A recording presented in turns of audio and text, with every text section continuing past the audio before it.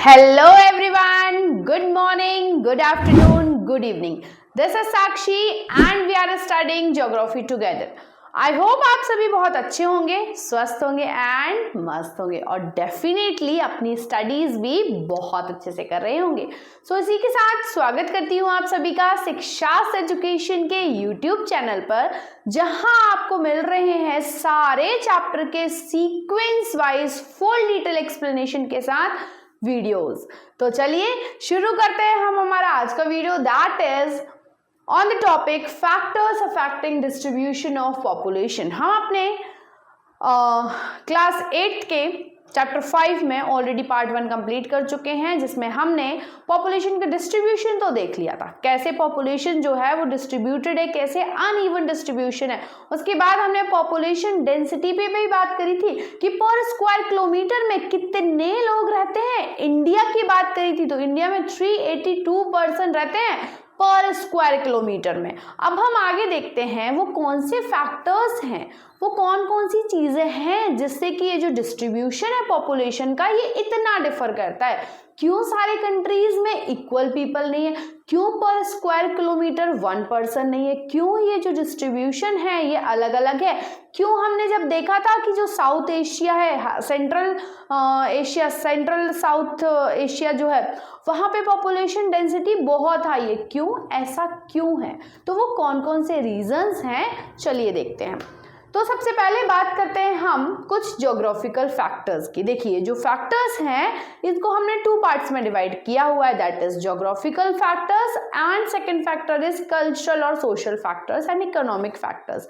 तो हाँ, पहले हम बात करते हैं ज्योग्राफिकल फैक्टर्स की, मतलब नेचुरल फैक्टर्स कौन कौन से हैं। ज्योग्राफिकली जो डिवीजन है लैंड का, उसके बेसिस पे कैसे ये जो पॉपुलेशन का डिस्ट्रीब्यूशन है कैसे अनइवन हो जाता है। तो पहले बात करेंगे हम टोपोग्राफी की। टोपोग्राफी क्या होता है?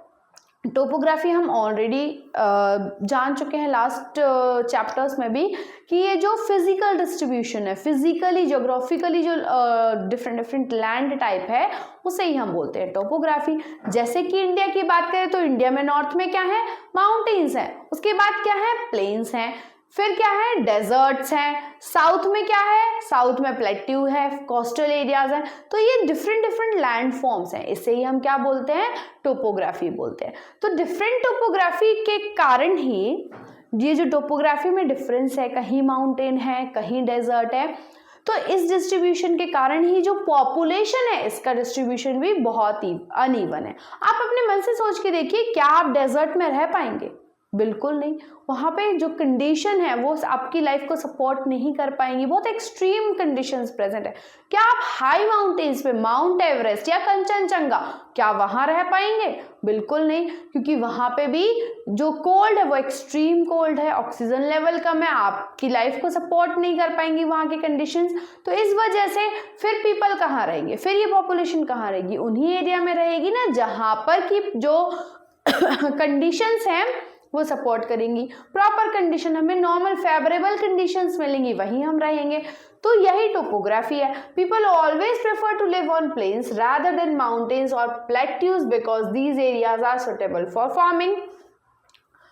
Farming, manufacturing and service activities. तो देखिए अगर सिर्फ इंडिया की बात करें इंडिया में ज्यादा पॉपुलेशन, बहुत हिस्टोरिकल बैकग्राउंड से ही देखें, अगर हम एंशियंट टाइम से ही देखें तो ज्यादा पॉपुलेशन कहाँ रिसाइड करती है, नॉर्दर्न प्लेन्स में, प्लेन वाले एरिया में ही करती है ना। हम इंडियन हिस्ट्री से अगर रिलेट करें तो हिस्ट्री में भी हम ज्यादातर पॉपुलेशन, जब भी पॉपुलेशन की बात आती है, किसी किंगडम की बात आती है, तो वो नॉर्दर्न प्लेन्स वाले एरिया में है, दिल्ली के आसपास वाले एरिया में, वहीं पर ज्यादा किंगडम्स हैं। तो ये एंशियंट टाइम से ही हम देख रहे हैं कि जो पॉपुलेशन है वो कहाँ रिसाइड कर रही है, ज्यादा पॉपुलेशन नॉर्दर्न प्लेन्स में। अब नॉर्दर्न प्लेन्स में क्यों पीपल रहना प्रेफर करते हैं as compare to the mountain और as compare to the plateaus? क्योंकि देखिए माउंटेन की जो लाइफ है ना, ये जो माउंटेन पे रहना उतना इजी नहीं है।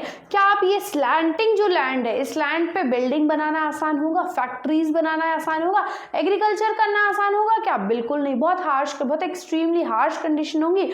तो ऑब्वियसली आप क्या प्रेफर करेंगे, आप इसके बाद ये जो नॉर्दर्न प्लेन एरिया है यहाँ पे आपको, क्योंकि इजीली आप अपना सब अपनी लाइवलीहुड इजीली यहाँ पे अर्न कर सकते हैं, रह सकते हैं, so definitely you will prefer this area. तो ऐसा ही होता है।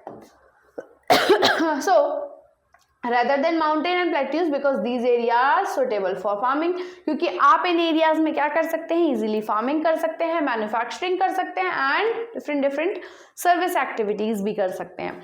सो the Ganga plain are the most densely populated area of the world while mountains like Andes, Alps, Himalayas are sparsely populated। तो देखिए वर्ल्ड की सबसे ज्यादा पॉपुलेशन कहाँ रहती है, गंगा रिवर के आसपास वाले एरिया में, क्योंकि हम ऑलरेडी जानते हैं, हम अपनी पिछली क्लासेस में पढ़ चुके हैं कि जो रिवर के आसपास वाला एरिया होता है वहाँ की सॉइल कौन सी होती है, फर्टाइल सॉइल होती है, लैंड अच्छा होता है, वाटर अवेलेबिलिटी होती है। So that's why most of the people prefer to live in these areas only. So उसके अलावा कुछ माउंटेन्स है जैसे एंडेज, अल्प्स, ये डिफरेंट कंट्रीज में डिफरेंट लोकेशन पे प्रेजेंट है। हिमालयाज तो हमारे इंडिया में ही है, इंडिया की एक बॉर्डर क्रिएट करता है, नेचुरल बाउंड्री क्रिएट करता है, वहां पर है, बट फिर भी लोग यहाँ पे रहना प्रेफर नहीं करते हैं बिकॉज की फेवरेबल कंडीशन, इजी लाइफ नहीं है वहां पे, इजीली लाइफ नहीं रह सकते हैं। That's why these areas are sparsely populated, बहुत कम पॉपुलेटेड है, बहुत कम लोग रहते हैं यहाँ पर। आगे देखते हैं इसी में नेक्स्ट कौन सा फैक्टर है। तो पहला फैक्टर तो हमने कौन सा डिस्कस किया, टोपोग्राफी। तो ये जो कुछ फिजिकल फीचर्स हैं इसकी वजह से पीपल कहाँ रहना पसंद करते हैं, नॉर्दर्न प्लेन वाले एरिया में, प्लेन एरिया में, जहाँ पे इजी लाइफ पॉसिबल हो। सेकेंड कंडीशन है क्लाइमेट। देखिए क्या आप पोल्स पे जाके रह सकते हैं, जो नॉर्थ पोल और साउथ पोल है, क्या वहां जाके रह सकते हैं? क्या आप अंटार्कटिका में जाके रह सकते हैं? बिल्कुल नहीं रह सकते, क्योंकि वहां का क्लाइमेट कैसा है, एकदम कोल्ड है। आप वहां पे जाके रहेंगे, कुछ नहीं कर पाएंगे, आप अपना अर्निंग कहाँ से करेंगे, अपनी लाइवलीहुड कहाँ से करेंगे, खाने के लिए कहाँ से लेके आओगे? चारों तरफ क्या दिखाई देगा आपको, only ice ice, snow snow. तो फिर आप कहाँ रहना प्रेफर करेंगे, जहां पे क्लाइमेटिक कंडीशन कैसी होंगी, सुटेबल होंगी। So people usually avoid extreme climate, जहां पे बहुत ज्यादा हॉट है, लाइक डेजर्ट। क्या आप डेजर्ट में रह पाएंगे? बिल्कुल नहीं रह पाएंगे। तो people usually avoid extreme climates that are very hot और वेरी कोल्ड। ना तो हम यहाँ पोल्स में रह पाएंगे जो बहुत ज्यादा कोल्ड है, देखिए कितना सुंदर पिक्चर दिख रहा है अर्थ का यहाँ पे। तो भाई पीपल रहना कहाँ पसंद करेंगे, जहाँ पे क्लाइमेट क्या होगा, क्लाइमेटिक कंडीशंस क्या होंगी, बहुत अच्छी होंगी। तो जैसे कि for example Sahara desert, polar regions of Russia की जो नॉर्थ वाला पार्ट है पूरा, वहां पे क्या है, एक्सट्रीम कोल्ड है, वहां पे रहना पसंद नहीं करेंगे। कनाडा एंड अंटार्कटिका तो ये सारे रीजन्स, जो अंटार्कटिका में तो बिल्कुल नहीं रह सकते, कनाडा में पीपल रहते हैं बट फिर भी बहुत कम पॉपुलेशन है, क्योंकि वहां पे भी रीजन कैसा होता है, कोल्ड क्लाइमेट होता है। So just because of this climatic condition people prefer to live in those areas only where the climatic conditions are favourable. तो जहां पे ना तो बहुत ज्यादा कोल्ड होती है, ना बहुत ज्यादा हॉट होता है वेदर, तो वहीं पर लोग रहना प्रेफर करते हैं। That is near to the Tropic of Cancer, Tropic of Capricorn. अब देखो ट्रॉपिक ऑफ कैप्रिकॉन में तो लैंड पार्ट ही उतना नहीं है, तो ज्यादातर लोग कहाँ रहते हैं, ट्रॉपिक ऑफ कैंसर जहाँ से पास होती है वहां पे, इक्वेटर के पास भी रहते हैं। इक्वेटर के आसपास भी बहुत सारे कंट्रीज हैं, लैंड पार्ट है, लेकिन वो एरिया बहुत ज्यादा एक्सट्रीमली हॉट होता है, क्योंकि वहां पे डायरेक्ट सनराइज आ रही होती है, सनरेज आ रही होती है। यस, तो second factor is climate. Climate भी बहुत मैटर करता है पॉपुलेशन के लिए। थर्ड है सॉइल। तो देखिए जब सॉइल की हम बात कर रहे हैं तो fertile soil provide suitable land for agriculture. तो देखिए बहुत एंशिएंट टाइम से हमारा मेन ऑक्यूपेशन क्या रहा है, पीपल का मेन ऑक्यूपेशन क्या रहा है, एग्रीकल्चर ही रहा है। तो भाई पीपल वहीं रहेंगे ना जहां एग्रीकल्चर कर पाएंगे, और एग्रीकल्चर कहाँ कर पाएंगे, जहां पे कि सॉइल फर्टाइल होगी। तो यस, जहां पे सॉइल फर्टाइल होगी, जो सॉइल है ये फर्टाइल होगी। जैसे इंडिया की बात करें तो इंडिया की सबसे ज्यादा फर्टाइल सॉइल कहाँ होती है, नॉर्दर्न प्लेस में, दैट इज अलूवियल सॉइल वो वहां पे प्रेजेंट होती है। तो ज्यादातर that's why most of the people live in the northern plains. Fertile soil provides suitable land for agriculture. Fertile plains such as Ganga Brahmaputra plain, Ganga Brahmaputra delta जो है that is in India में waste Bengal वाले part में जो आता है और बांग्लादेश के भी बहुत सारे पार्ट में आता है, तो वहां पर पीपल ज्यादा रहते हैं जो कि इंडिया में हांगहे और चांगजेंग, ये बहुत बहुत अजीब अजीब से नेम है जो कि चाइनीज रिवर के नेम है। चाइनीज रिवर के आसपास वाले एरिया में वहां पे सॉइल क्या होती है, फर्टाइल होती है, that's why most of the people live there. Nile river जैसे कि वर्ल्ड की सबसे लॉन्गेस्ट रिवर कहा जाता है, उसके आसपास भी और हमारी the oldest civilisation also belongs to this near this river, तो वहां पे भी बहुत एंशियंट टाइम से ही बहुत सारे लोग, बहुत सारी पॉपुलेशन वहाँ रेजाइड करती है। सो soil is also very important factor, क्योंकि सबसे ज़्यादा लोगों का मेन ऑक्यूपेशन क्या रहा है, एग्रीकल्चर ही रहा है। और एग्रीकल्चर कहाँ पे ज़्यादा बेटर तरीके से हो सकता है, फर्टाइल सॉइल में। और फर्टाइल सॉइल कहाँ मिलेगी, रिवर साइड में। तो कौन कौन सी मेजर रिवर साइड में, गंगा ब्रह्मपुत्र रिवर साइड में। चाइना की बात करें तो हांगहे और चांगजियांग, बहुत बड़े अजीब अजीब से नेम है। और उसके बाद नील रिवर में, नील रिवर के आसपास और भी बहुत सारे एरियाज होते हैं डिफरेंट कंट्रीज में। These are some example which are densely populated area. Densely मतलब यहाँ पे पर स्क्वायर किलोमीटर्स में इससे भी ज्यादा लोग रहते हैं, 382 से भी ज्यादा पीपल रहते हैं इन पर्टिकुलर एरियाज में।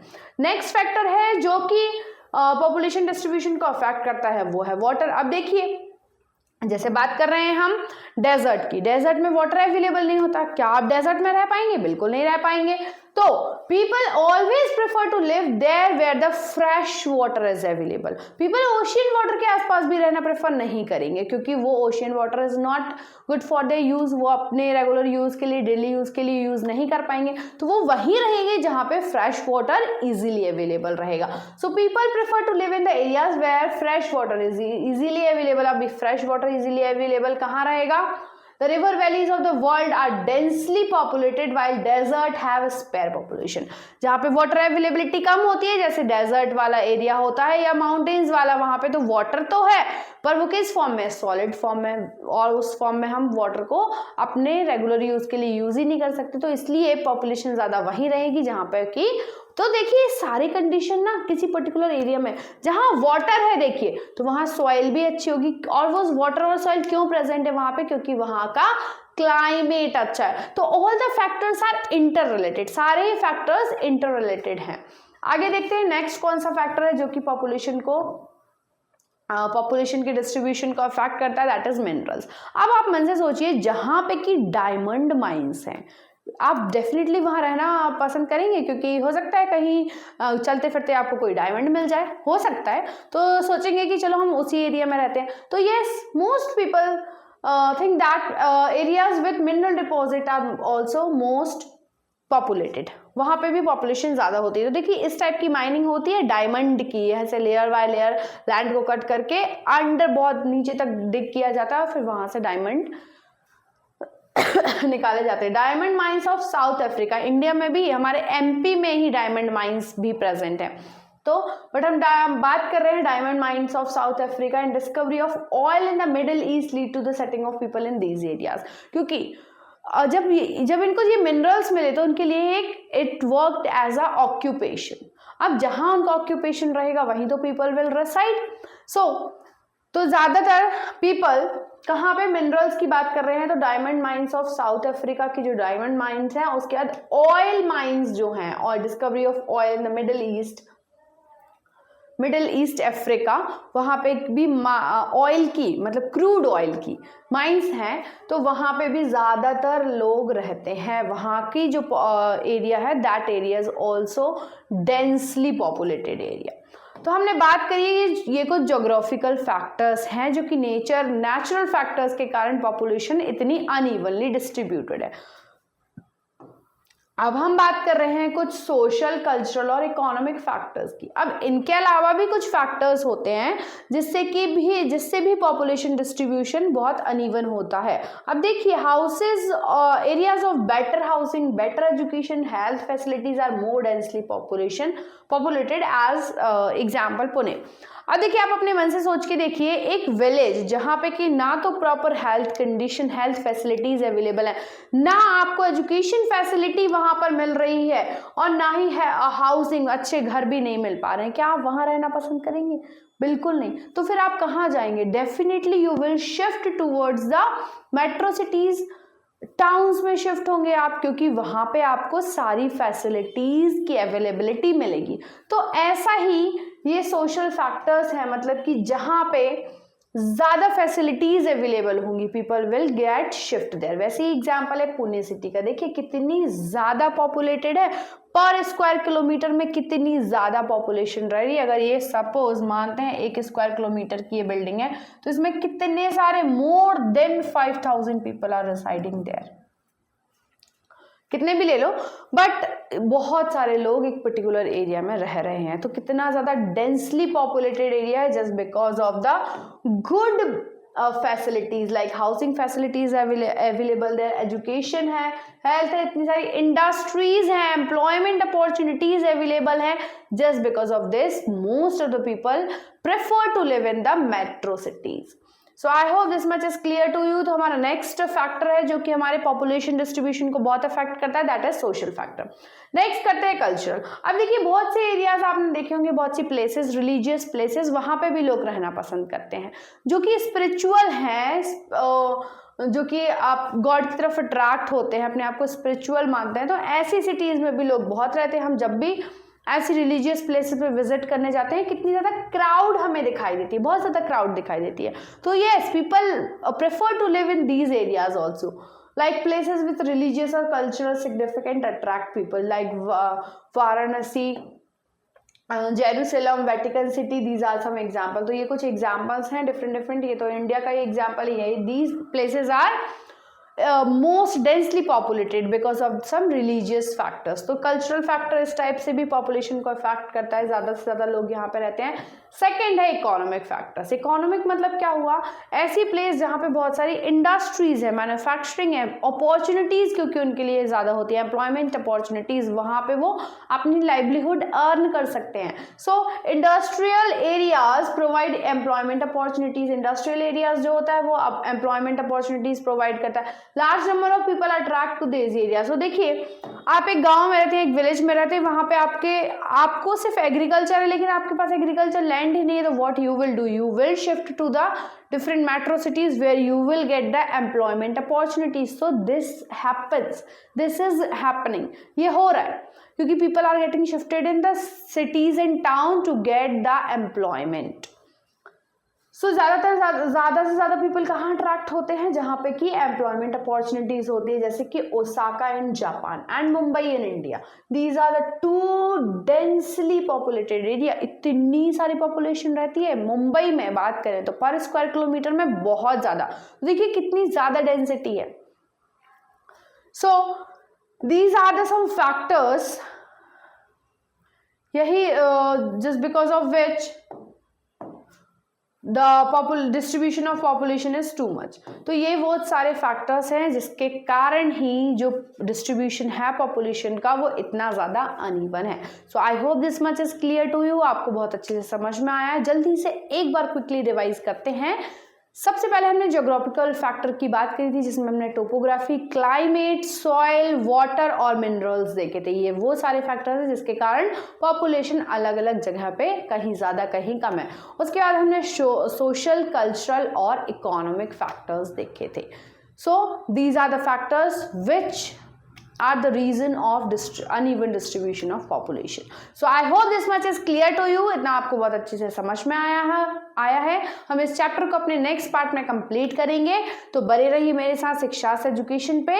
Thank you everyone. अगर आपको मेरा वीडियो अच्छा लगा है तो जल्दी से लाइक कर दीजिए और साथ ही साथ सब्सक्राइब भी कर लीजिए। थैंक यू एवरीवन, मिलते हैं अगले वीडियो में।